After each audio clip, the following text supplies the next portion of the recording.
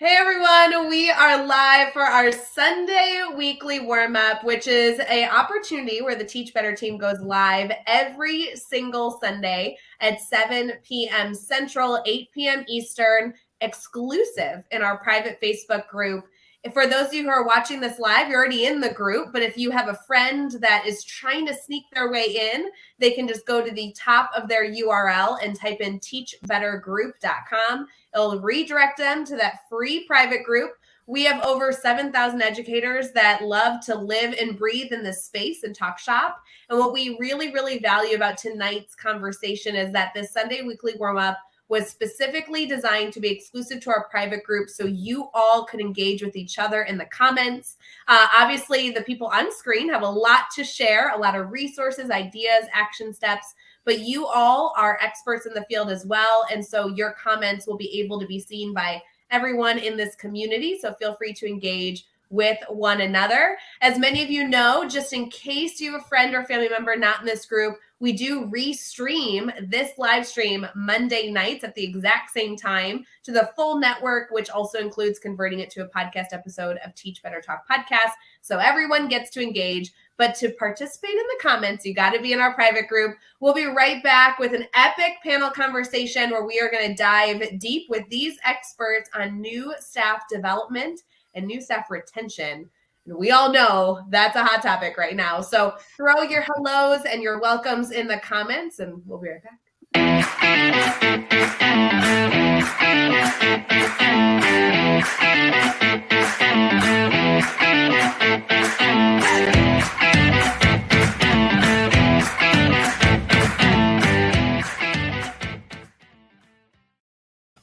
Hey, good evening, Teach Better family. It's Brad Hughes and Ray Hughart from the Teach Better team, exclusively in the Teach Better group, and we are getting set for a fantastic panel tonight focused on staff development and staff retention for our newest staff members. And Ray Hughart, it was only a week ago when we said our goodbyes at Teach Better 22. What an epic event, and what an awesome opportunity to connect in person with some incredible educators. It was like a heart-filling, soul-filling, bucket-filling experience. And Ray, how have you been since we last saw each other in Akron last weekend?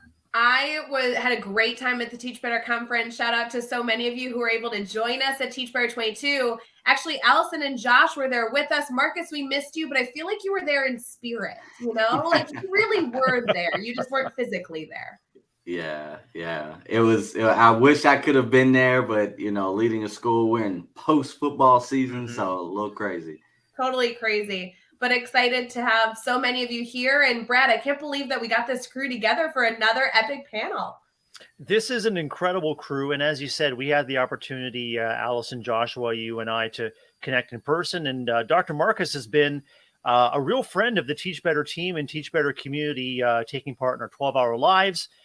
Taking part in a number of our live events, and tons of value added. I want to dig in with Dr. Marcus about the incredible videos that he and a colleague are putting together, sharing the fun and sharing the great things that are happening there. But we have an incredible panel lineup tonight, and I just wonder if we can just take a few minutes and just get to know our panel. What do you think, Ray? It's a great idea. Allison, do you mind if we go to you first? Who are you? I know so many people already know you, have your books, and stalk you on all social media, but let's pretend they don't for a second. Oh, yeah. Yes. Where am I? I don't really know right now. Actually, I'm in California. I am from Michigan, but this past summer I moved to Georgia. I finished up my 19th year as a principal in Michigan, and then my family moved to Georgia. And in that process, I am working full-time for myself and in creative leadership solutions and supporting schools and districts and leaders across the country, which brought me to California this week.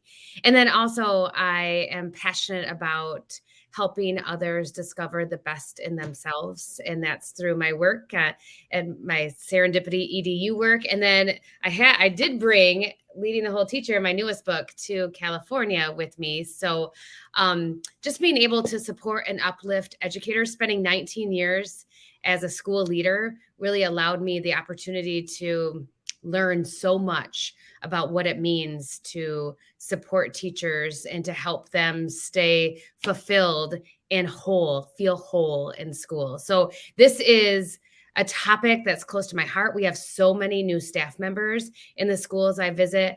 And I am a coach in so many ways. So I really, really connect with this topic, and I'm so excited to be here alongside all of you. And I just want to mention what a joy Teach Better 22 was. And Marcus, like next year, like no excuses, you need to be there. I'm you there. need to be there with us. Just the energy, the connecting, the networking, the learning, the empowerment. It was amazing. So good. Speaking of Marcus, do you mind going next and telling us a little about yourself in case people aren't connected? Yeah, sure. Well, first off, thanks for having me. It's always a pleasure to be with the team. I've been following the work, so now I'm here and live. And I'm Dr. Marcus Beelan. I serve as principal of Huntley High School in Huntley, Illinois. I'm about an hour outside of the city of Chicago. I am going into my 5th year in my first principal job ever, leading a school of 3,000 young people and 326 adults that help make my building run every day. So huge hats off to them. I have fun doing what I do. I also serving as immediate past president of Illinois Principals Association, board member of NASSP, National Association of Secondary School Principals. So I'm a little busy. On top of that, while I don't have a book, Allison, it's right here. It's coming. We are working on it as we speak. And I also have a podcast called Unapologetic Leadership, which you can find in the podcast here on Teach Better Team. And it was a pandemic project that kind of like grew some legs and just started running. So, and then on the side of my job, the real job is being a father of 3 young kids, 4, 6, and 9, and a wife who's an educator and instructional coach here in our area as well. So it's the life I live and the work I do. It's fun. And Dr. Marcus, just before we got on air, you were letting us know that you spent the entire day at a cheer competition. And I know our Teach Better family wants to know, how are your pyramid skills? I know how to do a few back tucks, a few herkies, a few extensions. You know, I'm there. My ears, though, I had to put in my headphones because I just feel like all I'm hearing right now is a bunch of young ladies, thousands of them actually, just cheering constantly, nonstop. So I'm in recovery mode right now. Joshua Stamper, are your mat skills strong, and can you do a triple tuck double layout? I cannot, but I understand the feeling that he has in his ears because I have 6 children at home. So it's kind of feeling the same way. Yeah. But I'm impressed with Dr. Beelan's skills just in the way that he was able to throw out the verbiage like that. I mean, trust me. I also got a coach in the house. So my respect level is this high. But now, you know, once he threw out those cheerleading techniques and whatnot, I mean, it's off the chart. So no, I'm super proud of having Marcus with us on the Teach Better Podcast Network. Just to have him part of that family is just really, really fun. And I respect him so much. So it's fun to be on a panel with him too. Yeah, Josh, I was going to say, as many of our community members know you, obviously, as a member of the Teach Better team, we wanted to bring you into this conversation because of your background. So even though I know everyone knows who you are and you're live all the time, would you mind sharing a little bit about your background in education, kind of what you're currently doing, add a little bit of context? Of course. So I have the last 9 years, similar to Allison, I've been in the administrative role. So been an assistant principal at a middle school for the last 9 years. And yeah, absolutely loved it. And this is a wonderful topic. I think this is very timely. I know in our admin mastermind, which I get to lead every Tuesday morning with a bunch of fabulous administrators. I mean, this was a big topic across the country. You know, this is something that people are battling with. So now I'm the training and development specialist with the Teach Better team, and I get to help support in so many ways. And one of those ways obviously is with Mastermind, but then also with school districts. And, you know, I get to go live, I get the podcast network, I get to do things with the media team. So, I mean,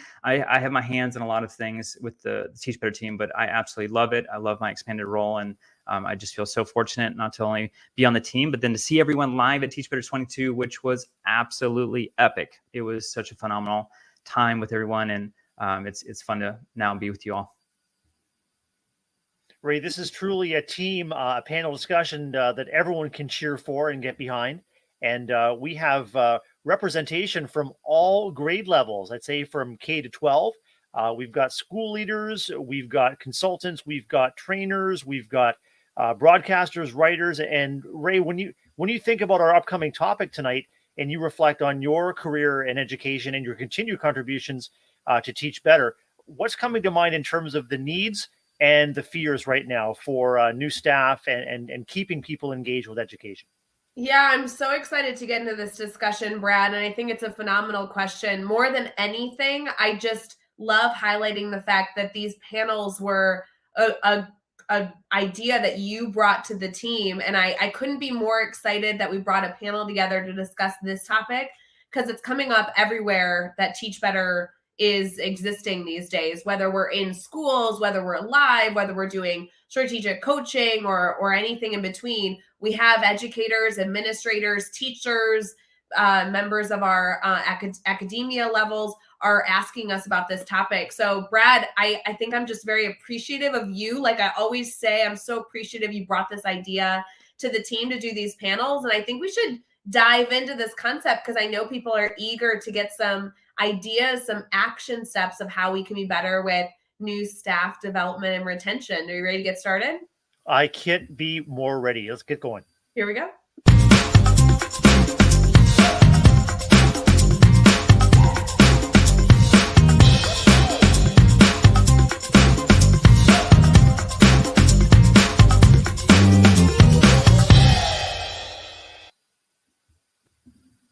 And we're back, and you're live.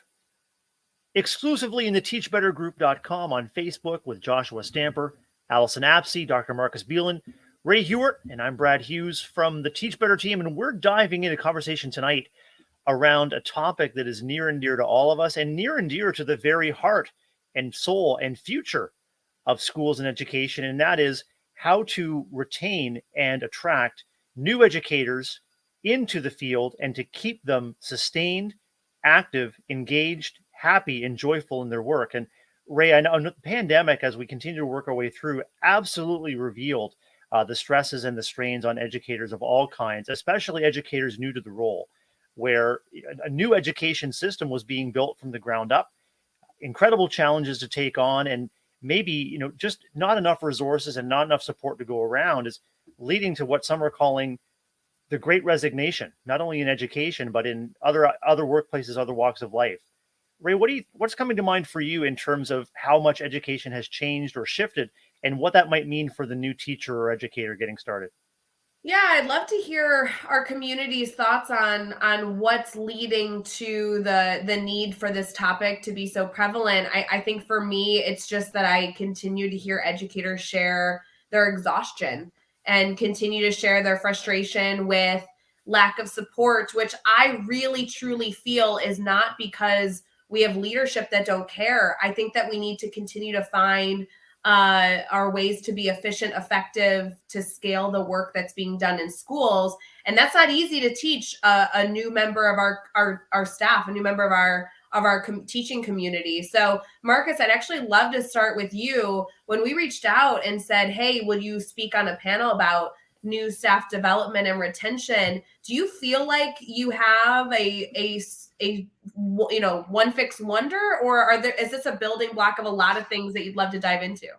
If I had a one fix wonder, I wouldn't be writing a book. I would have the book. I'd be the richest man in education, just because there are so many avenues and so many directions in which people can go when it comes to looking at staff retention, when it comes to figuring out how do we keep people engaged in a post-pandemic society, especially because we have our young people who many of us, and I'm just going to keep it very transparent and real, there have been some young people that have just lost their minds, not really knowing what school is and what it's about. So they add on that extra layer of us trying to figure out how do we meet their needs, but also how do we fill the buckets and meet the needs of our staff who pour into our young people every day, right? You can't give what you don't have.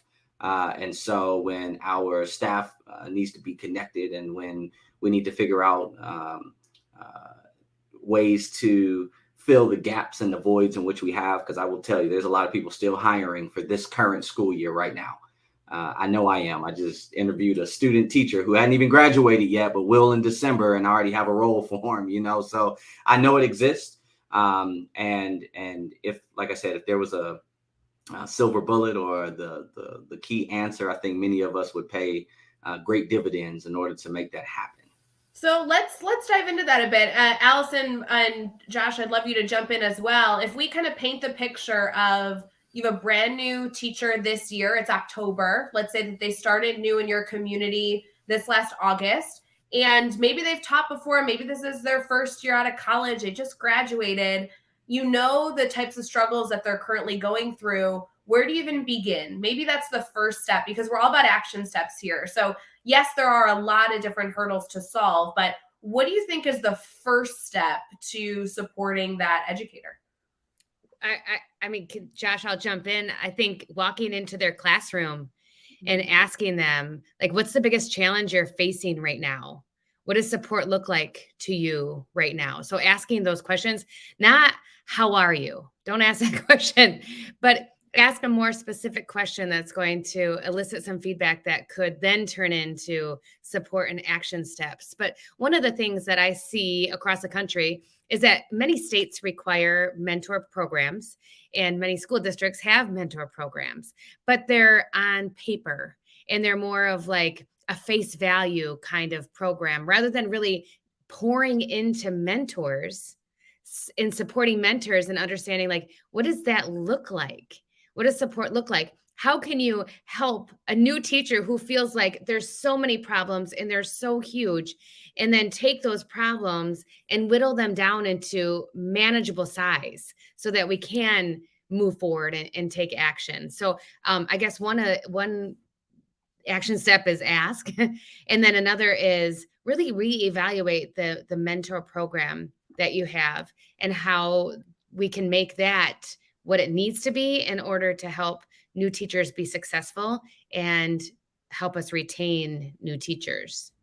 Allison, I love your comparison of the two questions. What can I do to support you versus how are you? Josh, I'd love to hear your thoughts on the difference between those two questions and other things that might be helpful like that. Because I think I don't think that people ask like, oh, how are you? Because they're trying to avoid, what they're actually asking is, how can I support you? It doesn't come out that way. You know what I mean? Yeah, I think it's just like a country norm, right? Like everyone does it, especially in the Midwest. So that's just a general, like, how are you doing? I want to know, but it's too broad. So like a new teacher doesn't know what they don't know. And so they're just treading water. They feel like they're drowning. And so when you ask that question, it's just so broad that they don't even know where to begin and where to start, because there's just so many things that they have questions on. And for us, at one of my campuses, we created a cadre of group of folks. And it wasn't just for new teachers, brand new teachers. It was for anyone new on our campus. Because as we all know, every campus has its own life, its own structures and procedures. And even if you're in the same district and you just went to a neighboring school, most often they're doing everything different on that campus. And so, each campus has their own way of doing things. And we want to make sure that from day one, yes, they got some information, but we didn't want to overload them with so much information that they already felt like they were drowning before they even received kids. And so what we tried to do was break it down so it was something that they were going through each year.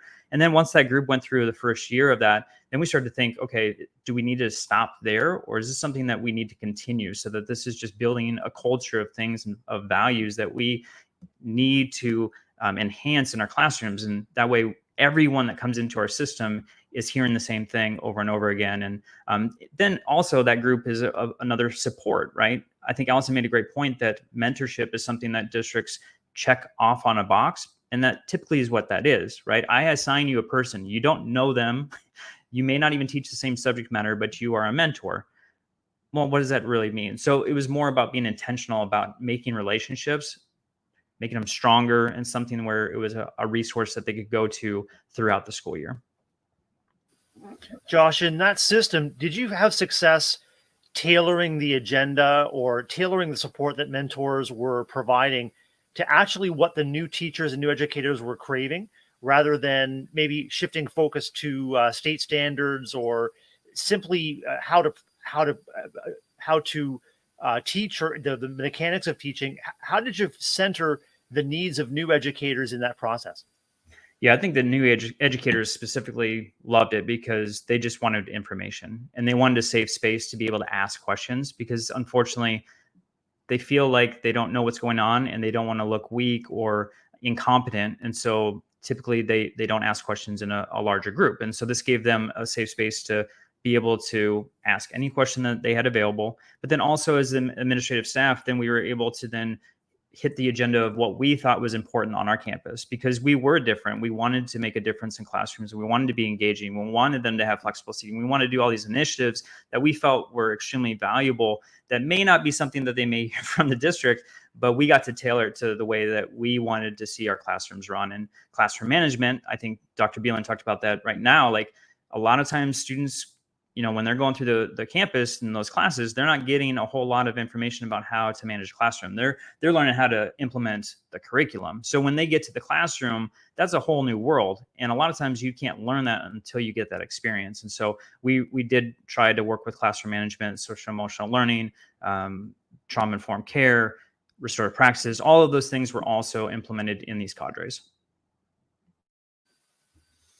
Joshua, when you talk about trauma-informed care, that reminds me that adults and educators themselves have experienced a great deal of trauma and distress through the pandemic. And many of our educators, whether they're new or whether they're experienced, are continue to be immersed in high community stress. And Allison, when I think about your book and supporting and leading the whole teacher, it's about more than simply how to teach and what to teach. It's about how to manage the emotions around the job. And I wonder if you have any thoughts about what it might take to reassure and support new educators and to keep them in the field by focusing attention on what their emotional needs might be. Yeah, great question. And I appreciate hearing from all the panelists. So when I travel and speak to different groups of educators, I often ask them the question, what might make a teacher feel unsafe at school? And they respond in a word cloud form. So the word that's used over and over again is the biggest in the center. And I asked this before COVID, I asked it during COVID, post-COVID, all levels, high school to elementary. And the words that come out the biggest in the center are most often judgment, lack of support, gossip, and the teacher evaluation process. Like, not school violence, behavior, like those things come up, but the things that are always the largest in the center are those interpersonal things, actually between adults, and most often between adults who work in the building. And I mean, that's like Josh was talking about.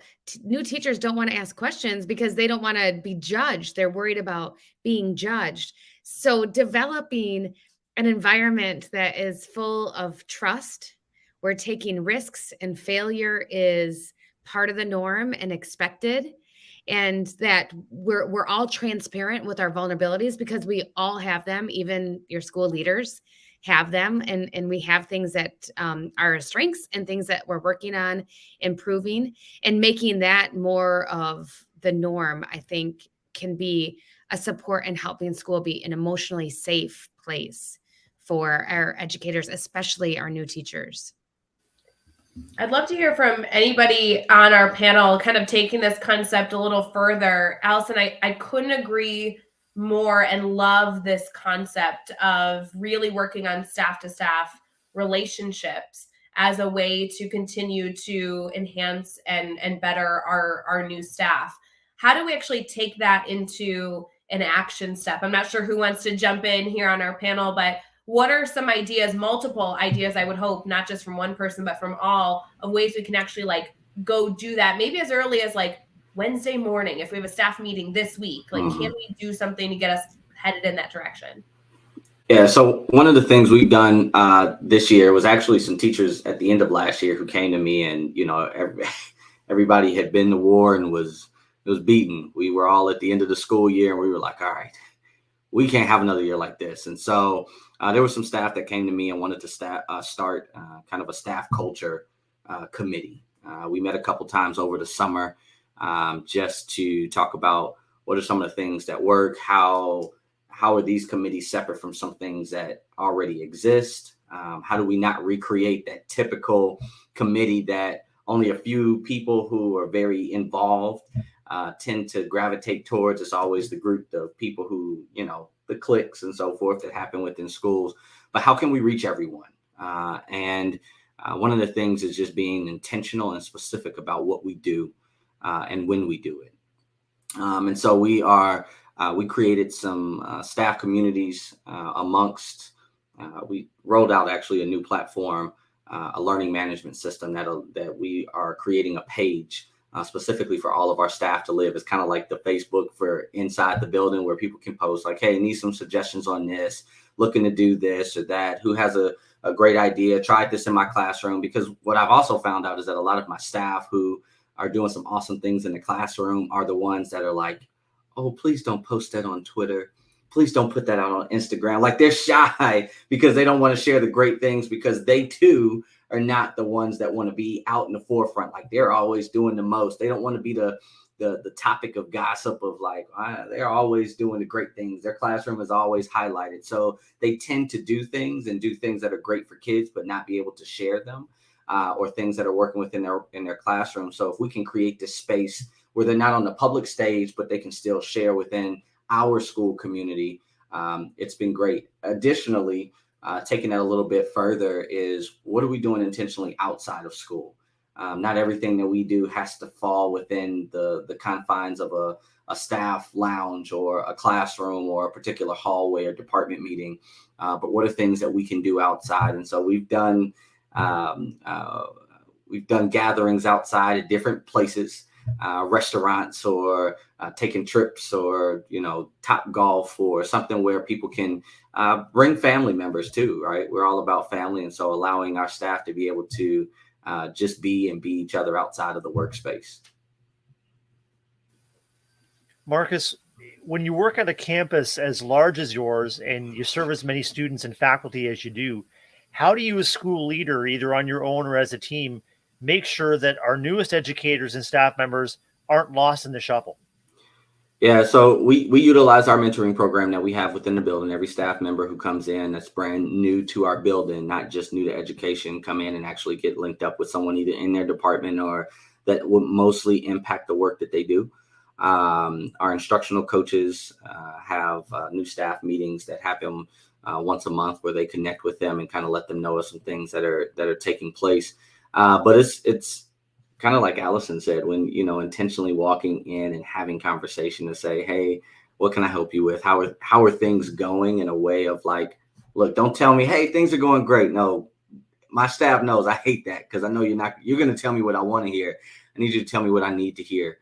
So being intentional, engaging in those conversations.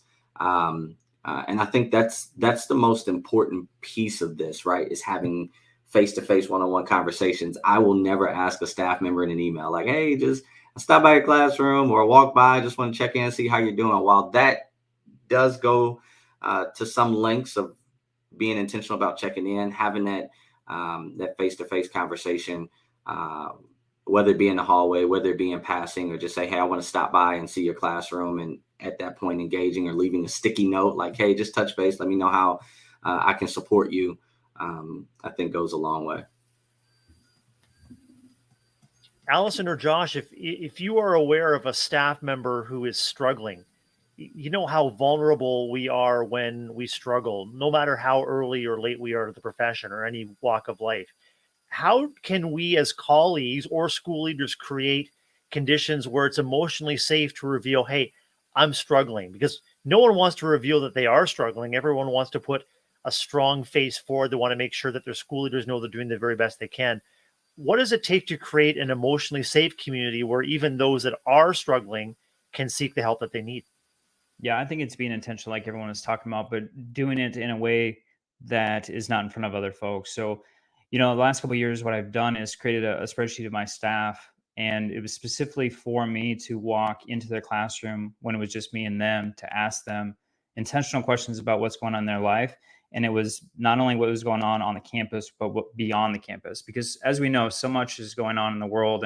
And what I was uncovering was that, we talk about trauma-informed strategies for our students. We don't a lot of times use that on our staff. And I was uncovering a lot of things that was going on at home that they were put on a brave face and the smile that they needed to, and they did a wonderful job with our students, but they were hurting. And the only reason I started to uncover that was because I was intentional with my time, going in and not asking just the "how are you doing" question, but actually being pointed about what's going on in your life beyond just the classroom. And thankfully, it took some time, of course, building a relationship and making sure that I was going there often, because I'll be honest, the first time I went in there and asked, the wall was up and they didn't want to share because I'm the boss or whatever the viewpoint of who I was as an administrator. And so it took some time to make sure that they understood it. No, I'm truly here to understand what's going on in your world, because I truly value you as a human being and I want to know what's going on. And so after, continuing to repeat that, they started to understand that I was truly there to help them and hopefully provide some resources. And thankfully, some people trusted that relationship and shared out. And I was able to then, of course, help in any way. And sometimes it was just a listening ear. And sometimes it was actually resources that the school could provide. Or maybe it was just mental health time, like go home, take care of your family, take care of yourself. That is something that's too often we don't do. And so, I found great dividends from that strategy. And it was one of those things that I really enjoyed. So that was kind of the dumb question that I was going to ask, but you started getting there, Josh. So I appreciate you helping me get there. It's interesting that we've spent a great chunk of time thus far opening up the conversation to actually occur. I think another layer to this is when a staff member comes to you and says, "I'm struggling, I need help. I think I'm thinking about like leaving the profession. I'm so unhappy, I'm drowning."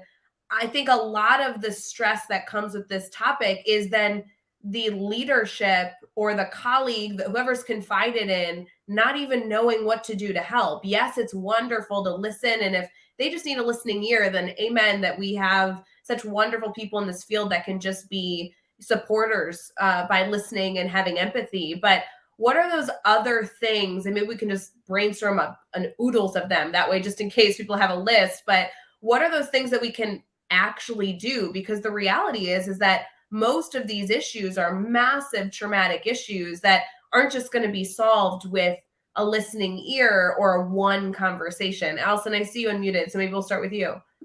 Thank you. That's a great question, but I just want to acknowledge, Marcus, like I love what you talked about with shared leadership and developing that committee and that like Facebook, that staff Facebook page to share ideas. Those are great ideas. And then Josh, I really appreciate how you talked about that record keeping and intentionality as you're going around and touching base with each of the staff members, because that's where trust is built, when they know that you're going to be providing that same support to everyone. And then Ray, to your good point of like, what do we do when staff members are struggling? Because they are. And I saw often, and I continue to see that what sometimes feels like support actually makes the problem bigger. So like if I'm saying to my mentee comes up to me and says, "Oh my gosh, like I am struggling with this student, this student, this student, this student, this student, this student, this student," and the mentor says, "You have about the worst class I've ever seen." Like they think that is support that feels like empathizing or validating the feelings, but you can't solve the worst class that you've ever seen, but you can solve bits of problems. So helping them think about like, okay, tell me about a lesson that went really well, a time when it was better, or let's lay out everything that you're struggling with, like just all your anxieties. Let's lay them out. Let's categorize them of like what's within your control or influence and what's not. And let's get rid of those things that are not within your control or influence. Those aren't for you to worry about. Let's focus in on what you can control. So focusing in on what's within control, making problems as small as possible. And then just the other is like asking those questions to dig down to the root of what is actually going on, because what's often at the surface is not if we try to solve that surface problem, we're not going to solve the actual problem. So there's often layers to what's going on. So if we can get down to the root and solve the actual problem, we can make some progress. So those are my thoughts. I think there's real power to Allison and panel of taking time to ask a second and a third question and to check your understanding of any situation to make sure that you're providing information and care and support that is really needed. So, some questions like, and some restating or reframing of what you're hearing back to the person that you're supporting or mentoring to make sure that you're really on the same track. Is that really what you mean? Or what I hear you saying is, or I'm wondering about. So, as a mentor or a facilitator, you can hopefully help to reveal that educator, that colleague has the capacity and has the capability to reach his or her own conclusions or solutions, but just with the companion on the side. I agree. Can I show this comment real quick? Mm-hmm. I think it's so true. Hey, Josh, will you read it out loud just in case somebody's listening on Teach Better Talk podcast after this streams? I would love to. It says, not the symptom by treating symptoms, treating the underlying issue and seeing how many symptoms decrease. And I think that's so true. I think Allison touched on it is so many times, and this goes with student behavior sometimes too, right? I mean, a student is being disrupted in a class and we just try and solve that small little symptom when underlying it might be something greater, like that student didn't get any sleep last night, or they're hungry and they don't have any food in the house. And, because of these bigger issues, we don't see them because we haven't really investigated and we haven't really got to know what's going on in that student's world. We're just trying to hit the symptom. And that's so often true with teachers too, and sometimes we might see a behavior that we go, oh, that's not professional. And we're trying to, hone in on just that little behavior when maybe underlying they're, going through a really messy divorce at home, or, there's something much bigger going on behind the scenes. And so I just love that comment. I will also say, for both the positive and even the challenging times, I always tell our students, but everyone hears me say this in our school community, is that you never know who's watching your journey. And some of the challenges and some of the struggles that you are going through in the moment could be potentially somebody else going through the same thing, right? And whether that person who is watching your journey, you have that level of influence. There was another comment in here called spheres of influence. Your level of influence and what you are able to do in the space in which you are may have a significant and profound impact on somebody else and their journey. So allowing your story to be able to play out and not always make it seem like it needs to be perfect. There's some teachers who have been in my building for over 30 years in the same building. And at the pandemic, they were at their lowest, right? They were like, I feel like a first year teacher. I'm like, you've been in the game for 30 years. What do you mean you feel like a first year teacher? And now that feeling was for everyone. So we had to get to a common level of understanding that when I ask you to go play in a sandbox, understand that everybody in that sandbox is at the same level. Understand that everybody's building a different castle, but you always are looking over to see what else you can do in your space that you can gather and be like, ooh, I like that. Ooh, I'm going to take that. Ooh, I'm going to steal that, because at the end of the day, it's making you better at the work that you do for kids. I love that, Marcus, and that, like, I want to build on that a little bit, because I would be remiss if I didn't mention that we also need to make sure that our new teachers, our veteran teachers, they know that we see their value in their strengths. Because like Marcus was talking about, like playing in the sandbox and looking at other ideas, like if you feel strong and positive, you're like, oh yeah, I can grab that. I can do that. You want to grow. But I saw a TikTok video from a teacher who was saying, like, I'm never going to be good enough at this. I'm never going to be good enough at this. I'm never going to be good enough at this. In this job, it can feel like that because we're always trying to better ourselves in order to better serve our students. And that's why it's so important that every single person in our school, every single staff member needs to know their value and their strengths. And they're not going to be ready to grow and take the next step until they do. So I think that's a really important part of mentoring and obviously leadership too. And Allison, I was going to say, Allison, we talk about infusing our individuals and our cultures with hope at a time when it's never been needed more. And Brene Brown sees hope not as something that's simply aspirational, but that is something that is a process. Namely, working alongside others to help identify goals, and then to help to reveal a pathway that may be subject to some course correction, but a pathway to the goal.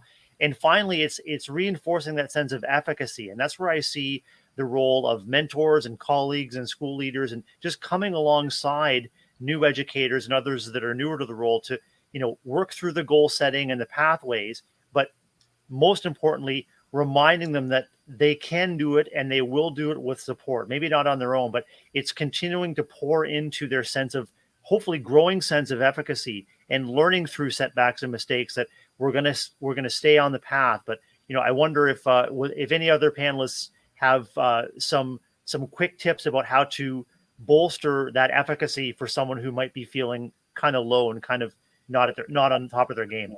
Well, I want to touch on what Allison was talking about, because she was talking about the word bank, right? And assessment of teachers was part of that word of people feeling insecure. And I think it's because often that system is more of a got you and a graded system, instead of it being, I'm here to empower you as a teacher. I'm here to model and build you up to make you the greatest version of yourself. And so many times I feel like the system and administrators get in the way of growth instead of uplifting, right? And that hope comes with that too, because if you feel like you're a failure, of course your hope is going to go down. But if you're in there, you're supporting, you're giving them praise and uplifting the things that they're doing well, of course that's going to only fill their cup and make them feel like a better teacher. And I know that was something that I was trying to do in the evaluation process, was I am not here against you. I am here with you side by side as a coach, as a mentor, someone that can be a resource to build you up. And I think that needs to be across the board for any leader that's listening right now. That's what folks want. They don't want to feel like they're being caught doing something wrong and being reprimanded. That's a terrible feeling in any profession. So I would just like that system as a whole to be kind of changed and looked at in a different lens. So that way we can make sure that no matter if they're a first-year teacher or a 30-year veteran, that they know that they can come to the table and they have a voice and it matters, and it's going to enhance the progress of a campus. I hate to cut this conversation short because I know there's so many things we could continue to dive into, but we are running out of time here. So before we end our panel so far, we have a quick transition here, and our last segment is going to challenge our panelists to identify one key takeaway from this conversation they want to make sure is highlighted, just an extra amount, maybe challenge you to take something on this week that you may not have already had on your list, so we can all continue to be better in this area. And then in addition to identifying their favorite key challenge or takeaway from today's conversation, we also want to make sure our panelists share their contact information so you listening can continue this conversation with them by following them or direct messaging them and continuing this dialogue. So we'll be right back just to make sure we wrap this all up and make sure that you all continue to be connected educators.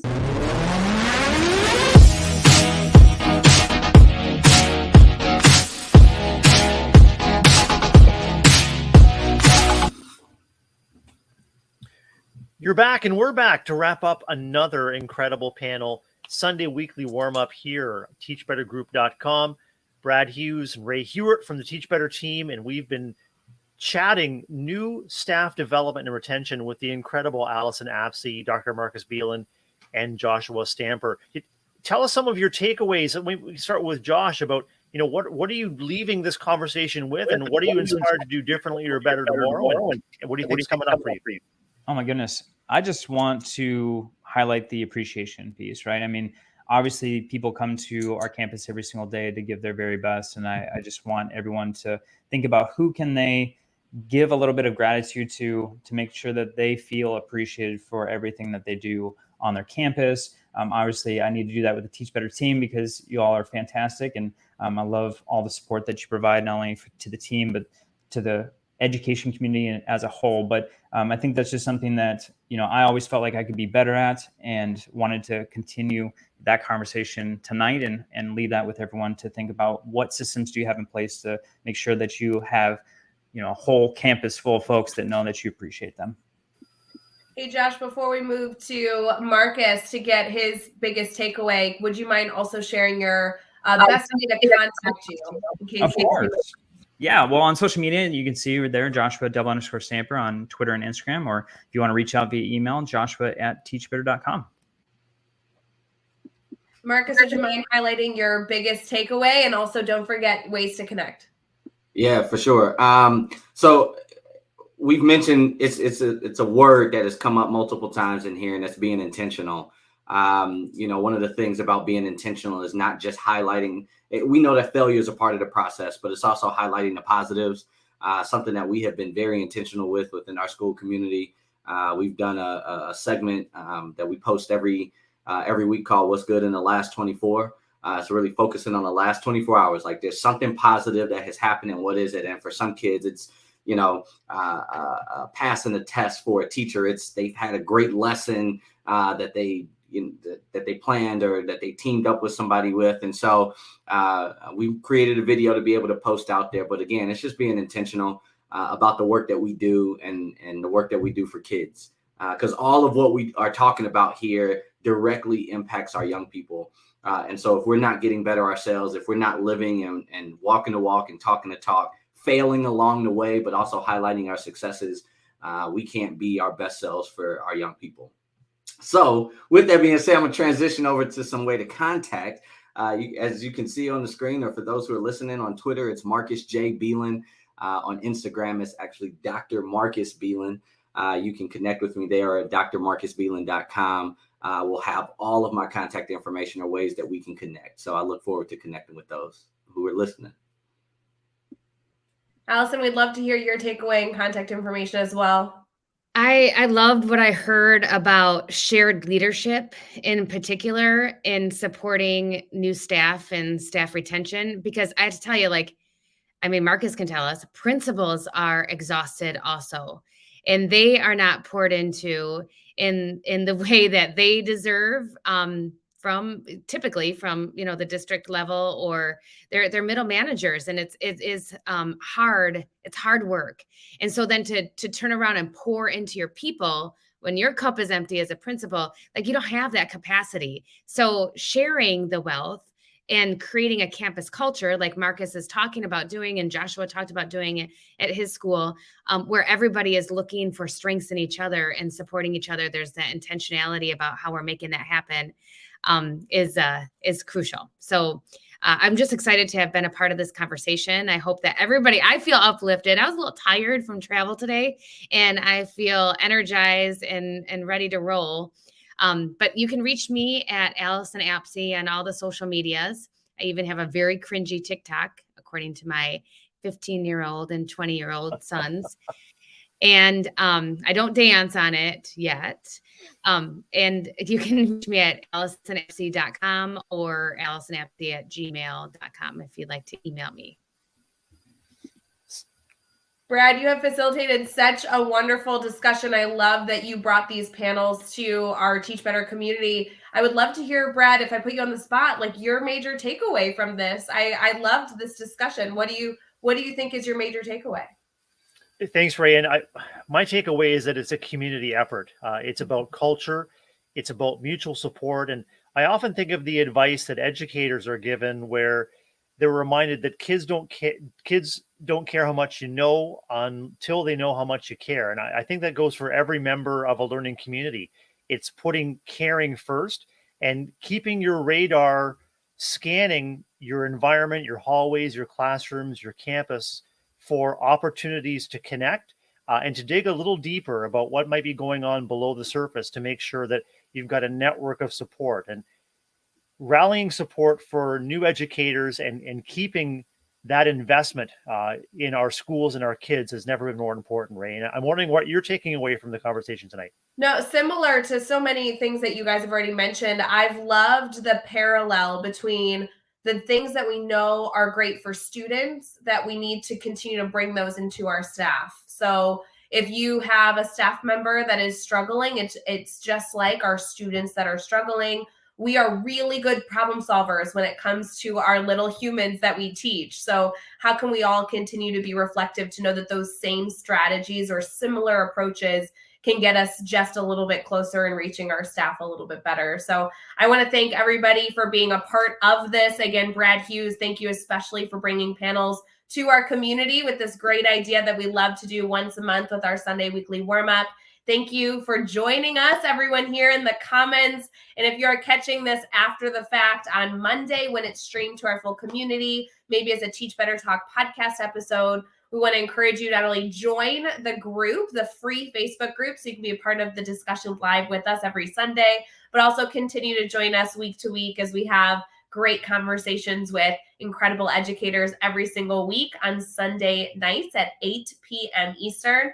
We want to send you all a wonderful energy and positivity for the week ahead. And of course, if you need anything, not only the people on the screen, but our full network is here to support you. So thank you to everybody for your time, and we hope you have a fabulous week. Bye, friends. See you later.